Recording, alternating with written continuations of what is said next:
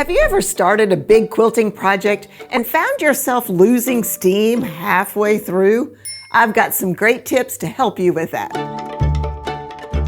Hi, it's Fran Morgan with Fabric Café. Have you ever run across that quilt pattern that you just fall in love with instantly? It's just so gorgeous, you gotta do it. So you get started and it becomes a little overwhelming, or maybe you just get tired of putting it together and it gets tossed in the corner.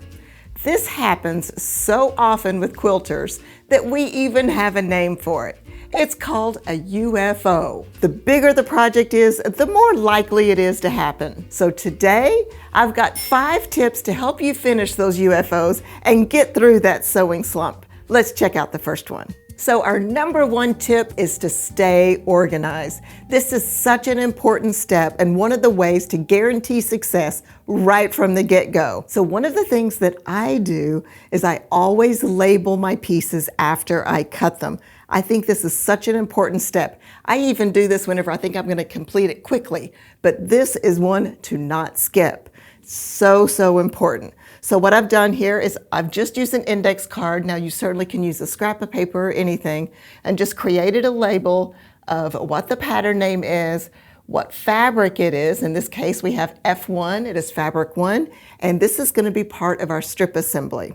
Now I've also done this with the other pieces for our strip assembly. This is for our fabric 2. Now I would keep these together. You can bag these separately or label these separately like this. Usually what I like to do whenever it's a strip assembly like this and these pieces get sewn together, I put them together. So I would just take this like this and I would just slip it into a Ziploc bag. Now, this guarantees that I know what pattern it is that I'm making here, what piece it is, and what fabric it is so that it's all together. I really like this method. Now, you could skip the Ziploc baggies if you want to save on purchasing those. You can use these really cute little binder clips. I know we use these for lots of things. You can also use one of these little clips that you get at the office supply store. I call them map clips or alligator clips.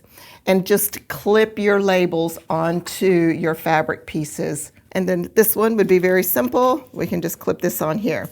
Now you see we have labeled them the same way with the fabric, the pattern, and the name of the piece, what it's going to be. So I think that's really important. Now we've got them all labeled, right? You've cut them, we've got them all labeled, and then find a place to store them. You could put your Ziploc bags in a little basket like this. You might even put a label right here saying this is the Charisma pattern. Or you could use a plastic bin like this and just slip your pieces right in here, labeling this. Now, why is this helpful? It's helpful because if you're working on this and you need to take a little break, or if you're like me and you sew on the weekend and you got to come back the next weekend, it's all together. All your pieces for the quilt are organized and you know exactly what they are, so that when you go back to say, okay, now where was I? This is going to help and it's going to be perfect. These organization methods will help you start off so strong and set you up for success. Tip number 2 is to break it up. So often with big projects, you have a lot of smaller piecing you'll have to be doing before you start making your blocks.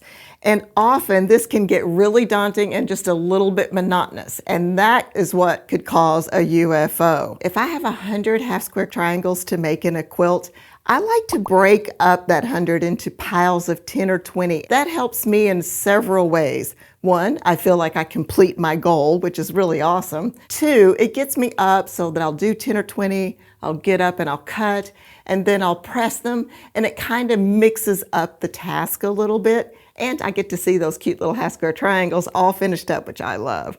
You can apply this same technique with a stitch and flip method as well, or strip piecing methods or anything like that. So kind of think of how you could break it up. Now, another way that you could break things up is to build one block at a time. This is a strategy that I use to make the galaxy pattern, which is behind me here. I did it by color, but I built one block at a time from each color. The Galaxy quilt has quite a few half square triangles in each block. So what I did is I cut just enough squares to make the half square triangles for that block. I made the half square triangles, and then I started assembling the block, and I got to see the block and say, wow, that's fabulous. I did it.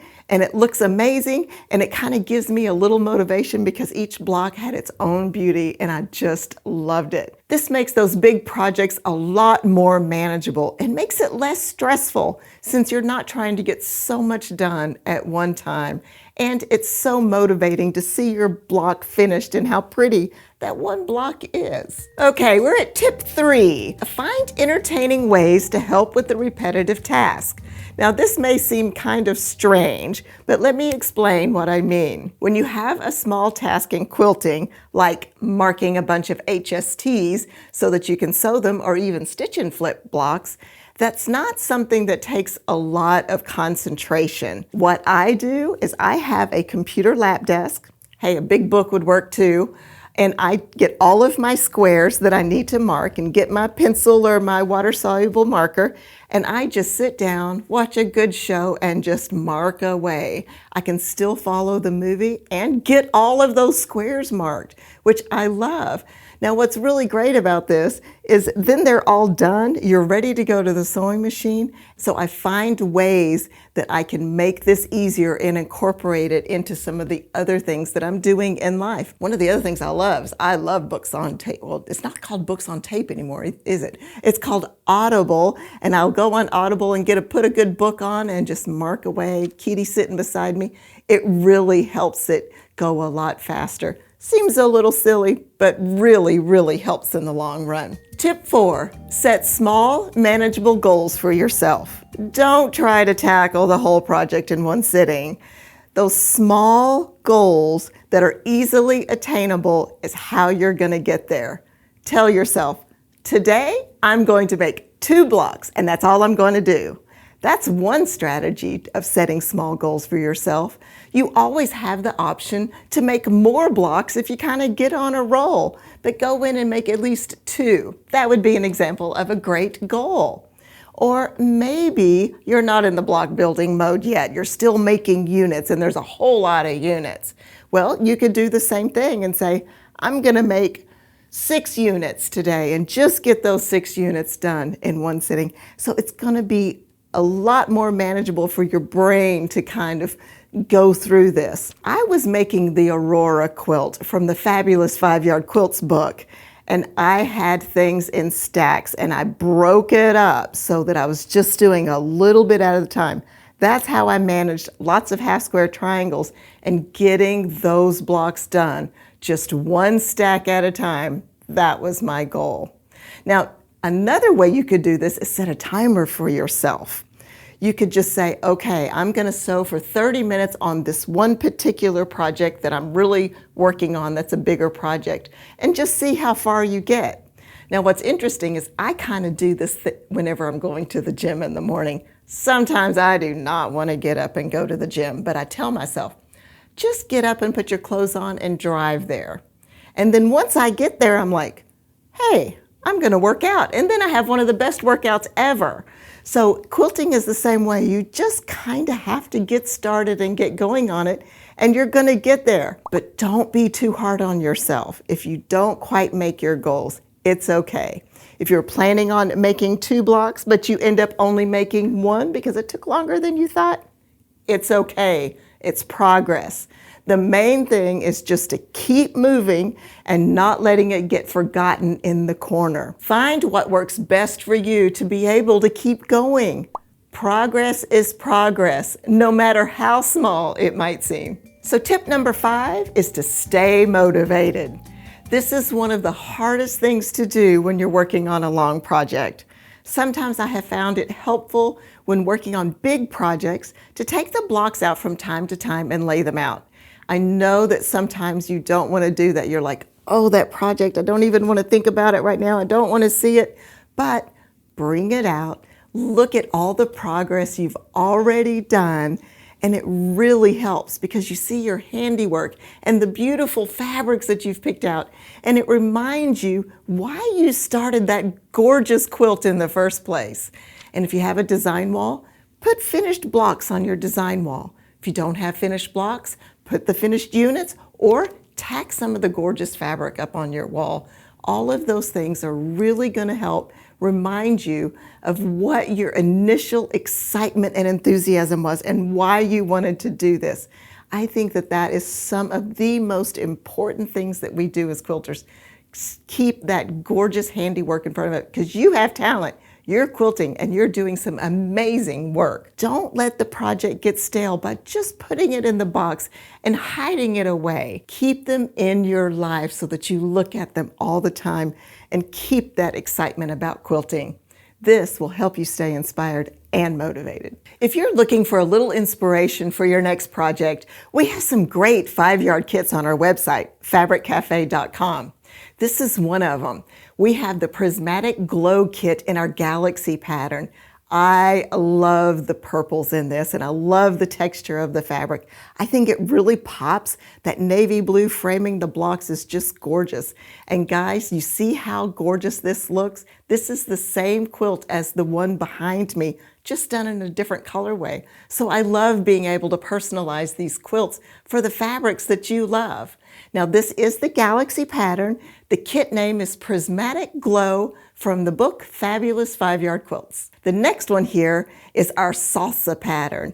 I love the way these stars come together in this pattern. They're just kissing corners there. And this colorway is so pretty with the rosy mauvey pinks, the jade greens, and the little touches of brown in it. The floral is gorgeous. I think it just really turned out excellent.